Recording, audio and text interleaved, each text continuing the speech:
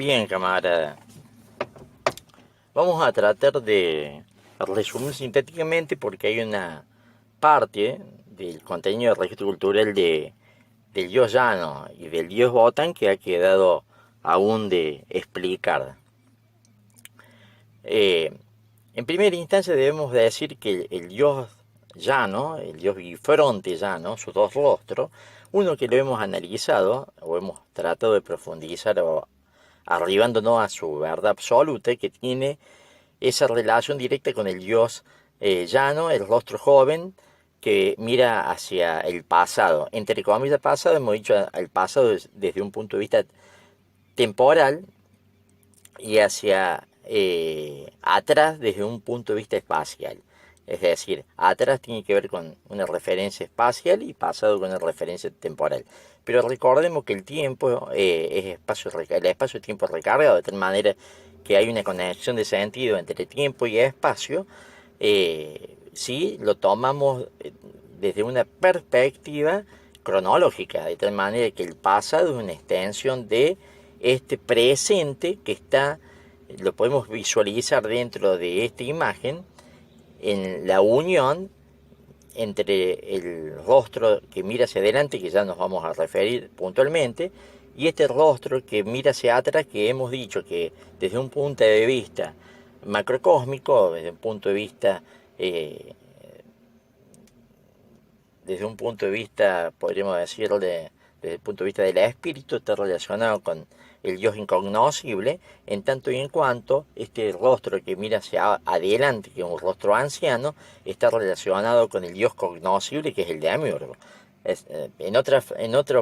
perspectiva, desde un punto de vista del microcosmo, evidentemente ese Dios que tiene que ver con ese rostro que mira hacia adelante, ese rostro anciano, tiene que ver con el alma creada. Y ese rostro que mira hacia atrás, ese rostro joven, tiene que ver con el espíritu que siempre joven es. Podemos trazar, ¿cierto?, una serie de relaciones donde los principios visibles, ¿cierto?, nos van introduciendo a registros culturales cada vez más profundos, más invisibles, lo cual va a requerir de una gran capacidad gnóstica del Birja para ver lo que está detrás de estos tapasignos, porque recordemos que toda imagen arquetípica es un tapasigno de una verdad ética o una verdad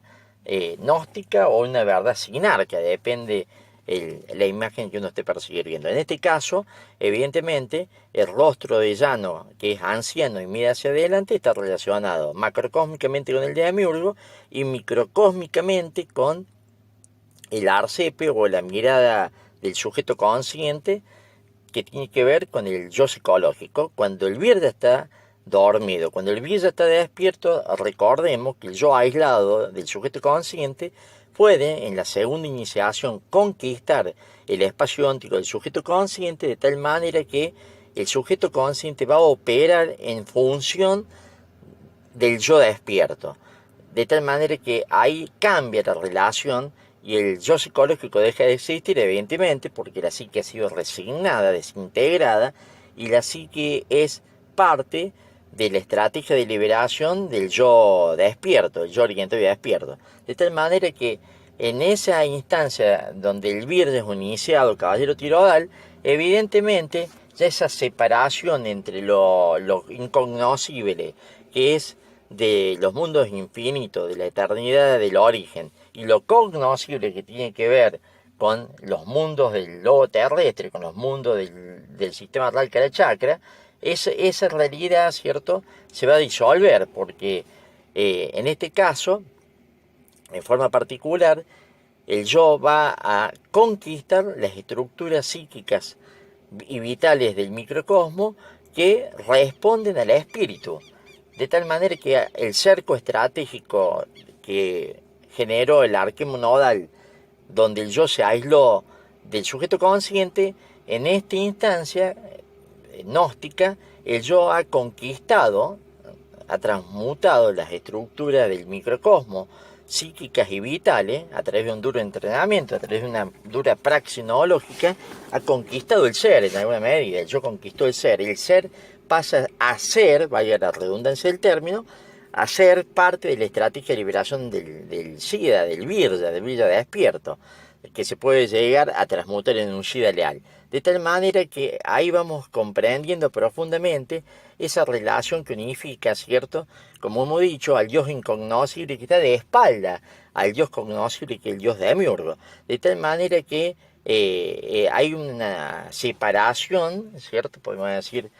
como hemos anunciado anteriormente, ¿cierto? Entre esos dos dioses hay dos espacios de significación, pero hay un espacio que lo unifica, que es atemporal, que es infinito, que unifica, ¿cierto?, al Dios demiurgo con el Dios incognoscible. Mucho de esto no podemos opinar porque esto es una cuestión que trasciende el análisis racional que podemos hacer a través de la lógica cultural del sujeto consciente. De tal manera que no nos permite la estructura cultural interna, por más que esté contenido en ella o formada a través de los fundamentos, el conocimiento no nos permite indagar estos profundos misterios trascendentales. De tal manera que, pero sí podemos comprenderlo desde la inmanencia óntica del yo despierto. ¿Por qué? Porque evidentemente el sujeto consciente, ¿cierto?, el tiempo trascendente y su relación con el mundo exterior participa de las esferas de conciencia, del sujeto consciente.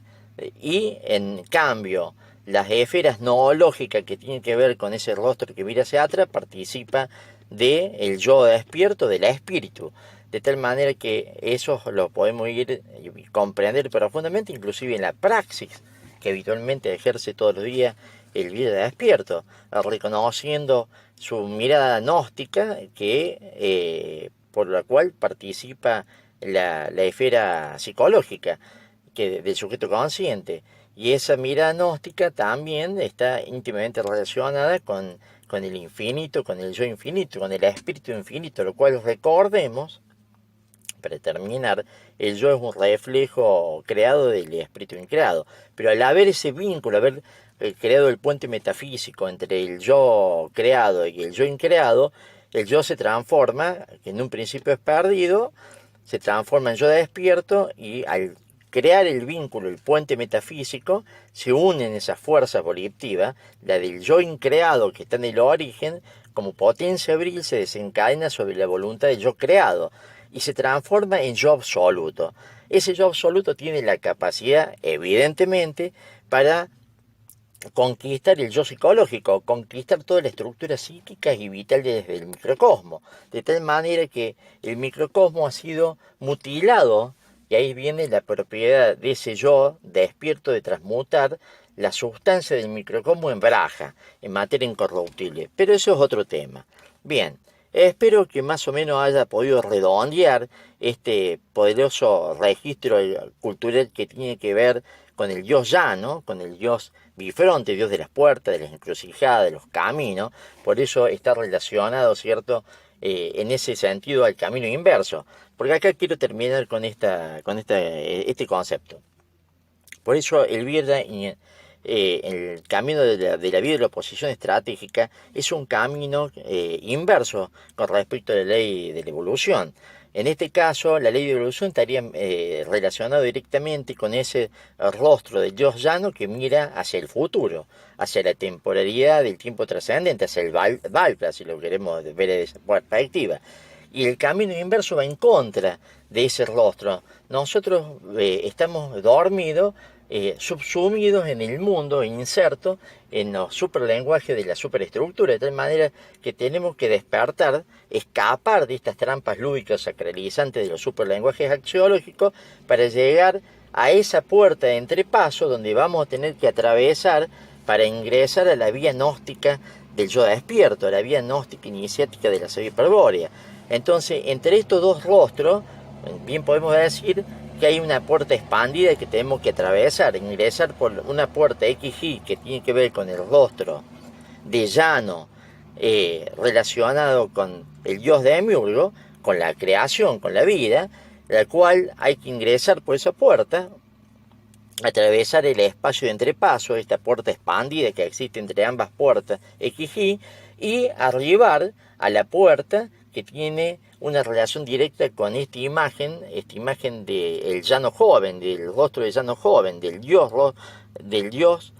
llano que siempre eternamente joven es. Y eso nos lleva a la vía gnóstica de la sabiduría hiperbórea, al mundo real de los Shias de Agartha, de última a los dioses hiperbóreos que nos permiten, nos dan las herramientas, acá tiene que ver con el lenguaje hiperbóreo, para transmutarnos en vida de despierto y posiblemente hacer real nuestra liberación espiritual como Shidas leales al Führer y a los dioses de Agartha. Bueno, en la próxima conversación, análisis, ya me remitiré directamente a Wotan, el dios tuerto del panteón germano, de la mitología germana Wotan, que también va a requerir un profundo análisis similar al que he hecho con el dios llano. Saludos, camaradas.